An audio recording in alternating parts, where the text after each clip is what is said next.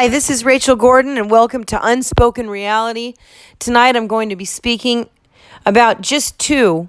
This is part one, so I'm going to give you just a couple of my very frightening and very terrorizing unspoken realities.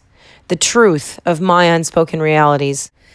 As I was formerly the fiancé, 24-hour companion, and common law wife of iconic rock guitarist Ace Frehley. For almost 13 years, I never left his side. I'm not talking about Ace tonight, though. I'm talking about who Ace has always told me is his best friend, his only friend, and his brother in rock and roll. And a man who claims that Ace is his only friend in the world, Mr. Gene Simmons. Now, I have been bullied not to share this information. Ace abandoned me the second time he relapsed on drugs last July. He left me with nothing, no money, no cards, and no assets, and nothing set aside. And I had no money at all to live or move or do anything. And I had to ask whoever I could ask. And Gene was one of those people, unfortunately. And when I did, I signed what is an NDA not to ever say a thing about Paul, Stanley, or Gene Simmons. He didn't include Ace. Just him and Paul Stanley. And if I do, I'm going to have to pay $100,000. So, I've reopened it since it's my body, since I'm the one harboring it. And it's my own terrorizing unspoken reality. And I don't believe that a woman should have to harbor any kind of sexual harassment. And that is what I am talking about.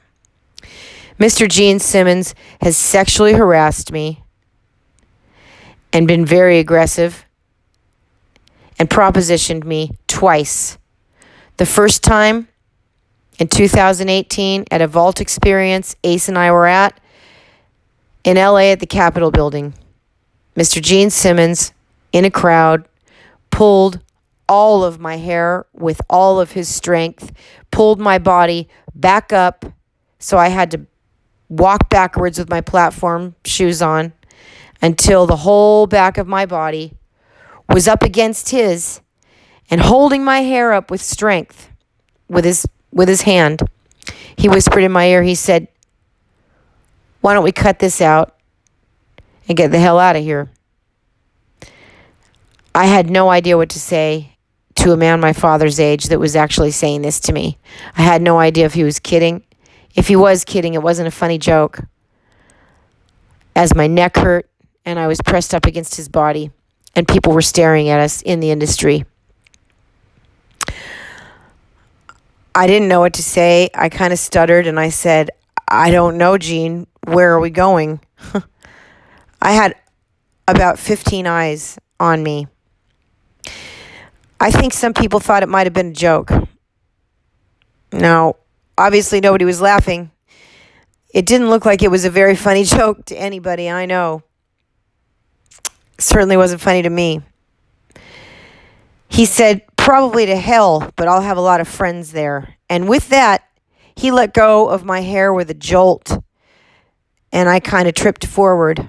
I could have fell very easily because I was on very, very big platform sandal heels. Then I fixed my hair, and they went and got up on stage and proceeded to do the vault experience. Afterward, I told Ace, and Ace told me to shut up about it.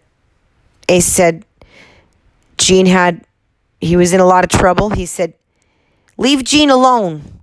He doesn't know how to keep his hands off women. He's in a lot of trouble right now. He's not supposed to touch anybody, not any woman at all. I said, well, he sure touched me. Ace said, don't fuck anything up for future. Don't say anything about it. Wait till we get to the hotel. Just shut up. Don't say a word. Okay. I was used to Ace saying things like that to me.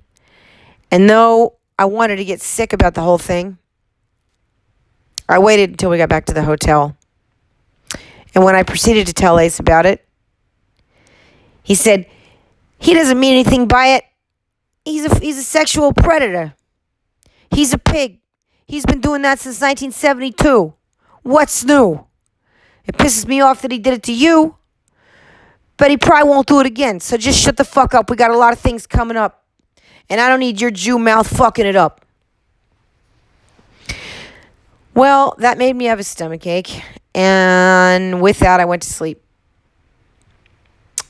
Later on in the same year, 2018, at me and Ace's home in Rancho Santa Fe, in a gated community called The Bridges, Gene came up one morning and wanted to stay the whole day doing nothing but thinking of ideas and playing music with his old buddy Ace in Ace's studio, which was off of our private, closed off Spanish courtyard in his studio. And I greeted Gene when he got to the house. I was wearing a sundress with a bathing suit underneath it. Gene's hands dropped to his sides and he stared at me like he was staring at a ghost. I'll never understand the way he looked at me. It was the strangest thing I've ever known in my life. But I knew that I was threatened by Ace. I knew that I had to do what Ace wanted me to do. And I did it. And Ace wanted me to make cookies the night before for Gene because he said Gene has a sweet tooth and he likes cookies. I did that. I put coffee on. Gene said, well, it looks like you have a lot of antiques. It looks very interesting and very beautiful in here. You mind if I walk around? I said, no, of course not. He goes, you know I used to date Stevie Nicks. I said, oh, okay. And that means nothing to me. Gene proceeded to walk around and look at my books and pick things up and look at them like he was in a museum. Then they retreated out to the studio where they began to play and talk and come up with riffs. I came out a couple times offering coffee. Ace didn't want coffee. He drinks Snapple. I said, Gene, do you want a cup of coffee? He said, I'd love a cup of coffee. Ace said, get out of here, Poodle. You're bothering us right now.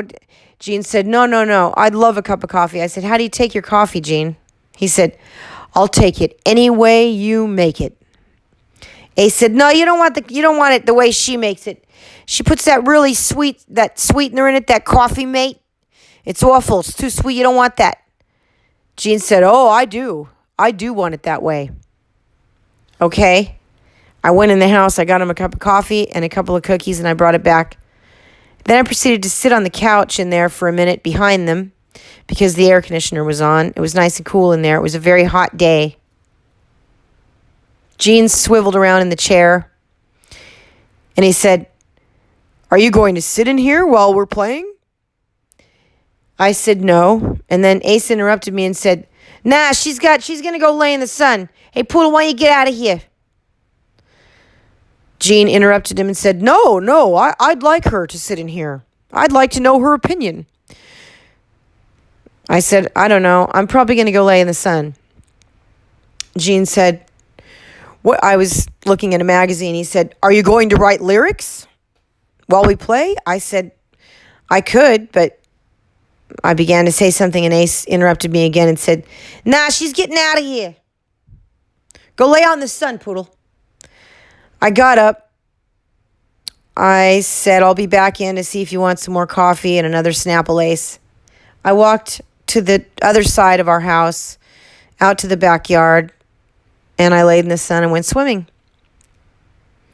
And a little while passed. I went, got him some more coffee, came back in, laid by the pool.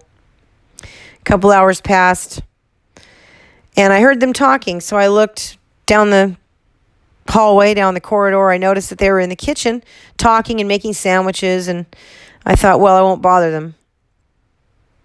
So I went back out to the backyard. Then I heard them come out to the backyard in what was an indoor-outdoor patio we had with a large wood table where they sat and talked and ate their lunch that they made. I walked around through the backyard way and to see what they were doing. Now, Jean stood in the shade next to the table, and I was to the left of Jean. And Ace walked out into the yard, pointing at trees and saying, "Hey, Jean, look at this avocado tree. Hey, Jean, look at this over here." Jean said, "Yes, I see that, young man," as he always calls Ace, young man. They're 2 years apart, I think, but young man. Then Ace picked up a hose, ignoring Jean completely, and started to water one of his favorite trees. Jean stopped in total amazement, and I said, "What?" I looked at the strange look on his face. I said, "What is it?" He said, "Now this I've never seen." I said, "What do you mean?" I said, "He's watering a plant." "I've never seen Ace water anything before." I said, "Yes." And with that, immediately, Jean's left arm, which felt like it was made out of steel, as I am 5'5" and barefoot, and Jean was 6'3", maybe even 6'4" with his boots on. His strong, steel-like left arm reached all around on my left side, up under my sundress, and his hand went straight down my front, down my bikini bottoms, onto my crotch, where his middle finger was slightly bent in. I couldn't breathe. I couldn't move. I didn't know what to do. I jiggled to the left to try to get away, hoping that he would know better than to keep doing this for one more second. Instead, he didn't move his arm at all. And with that, he leaned over and pressed his lips on my ear like he did at the Capitol building, and he said, "Come on. You know who I am." With that, I jerked so hard that I pulled myself completely away from him. I was going to clean the table off. I left it all there. I ran in the house. I ran into our room, into me and Ace's master bedroom, and I laid on the bed. I felt sick. I threw up. I cried a little bit. But I can't explain how stifled and how pushed down and silenced and bullied I felt. I felt like there was no one that was going to listen to me, not even Ace. I felt like there was no way out at all. And, well, I was right. From that moment on, things spiraled downhill in a very, very bad way, which I will get into next week in the second part of Unspoken Reality. The last thing that I'd like to say is that I had to muster up all I've got. I'm pretty brave and I'm pretty strong and I'm very outspoken and I'm very truthful in every single way, and anyone that knows me knows that. There's a lot of things that I am. A liar is very, very far from anything I've ever been. But Jean gave me some money after Ace left me without a single dime last July. He gave me some money, and I had to sign 2 NDAs. He gave me a little bit of money, which didn't last me very long. He gave me a little bit more money after that. And I had to sign the NDAs. If I didn't, I have no family. I have no other way of paying off not just the debts that Ace left me with, but I had no way to pay for anything: the doctor, the food, the living expenses, the moving, anything I needed. I had no money, so I was put in quite a compromise having to sign this thing. I noticed that it said that if I said one single word, I was going to have to pay Gene and Paul Stanley $100,000. And this was something that I had to sign or I wasn't to get a dime. And I was talked down to by Barry, Gene's lawyer.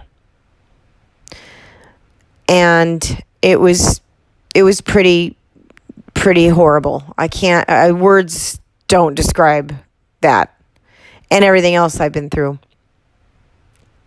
Well, I've done a lot of thinking, and this happens to be my body. And I spent over a decade not leaving Ace Frehley's side. I toured with Ace and Gene after Gene put his hand down my bathing suit bottoms.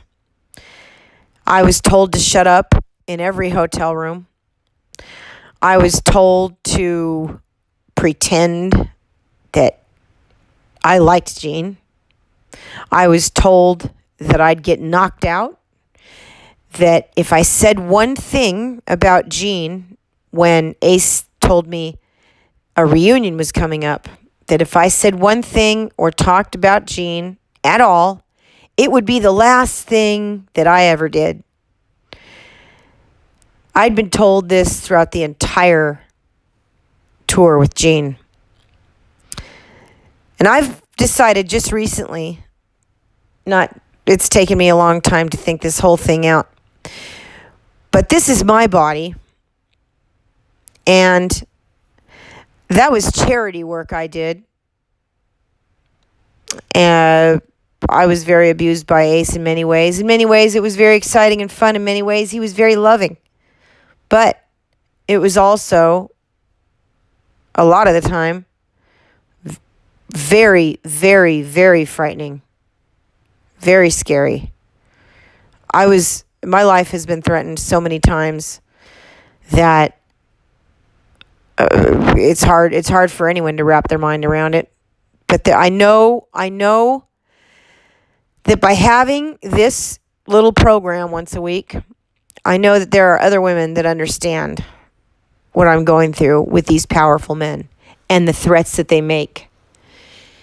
And since then, just recently, since I've decided to reopen my situation, because it's my body, because I was sexually assaulted. I call it rape, the second time definitely. And I was propositioned by Gene. And then I was told to shut up, and Ace had a meeting with them when we came back from the tour and told me that it wasn't the first time Gene and Paul had given him orders to get rid of me and get rid of me now. I was told there was a hit on me. Ace cried and said they gave him orders to get rid of me. Well, as I sit here knowing that someone wants to get rid of me, I've decided to tell the whole entire world that I happen to know not just a little bit, but everything about these men that the world doesn't know. And it needs to be told. It needs to be exposed. It needs to be exposed in a big way. Because there are others in danger. I'm not the only woman who has been touched, raped, sexually harassed by Gene. But there are more stories. It's not just Gene. There are many more stories, horrific things that I know, that I've been told, and I'm going to be telling little by little a different chapter every week, maybe twice a week. And I hope to give courage and strength to those women out there that are experiencing or have experienced and are harboring, which is terrifying, horrible, an unspoken reality, especially by a powerful, powerful man who's connected to the industry in any kind of way. I was recently told by Jean's attorney, Mr. Barry Mallon. He called me up and he raised his voice at me. And he said, "What do you want? What do you want? What do you want? What do you want? What do you want?"